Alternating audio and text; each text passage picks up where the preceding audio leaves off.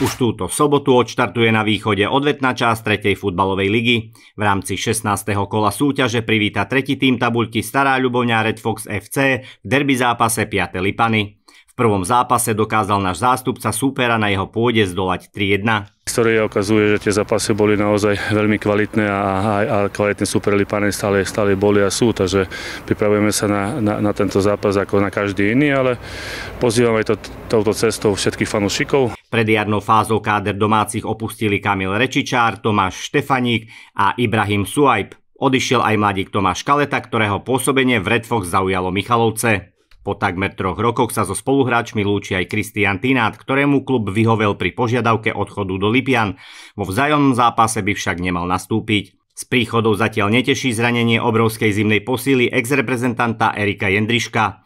Tréner Piotr Kapusta bude mať k dispozícii aspoň iného nováčika v kádri Samuela Segeďa z FC Košice. Nie len tieto zaujímavosti, ale aj ďalšie sa dozviete z reportážneho článku v Ľubovňanských novinách číslo 8.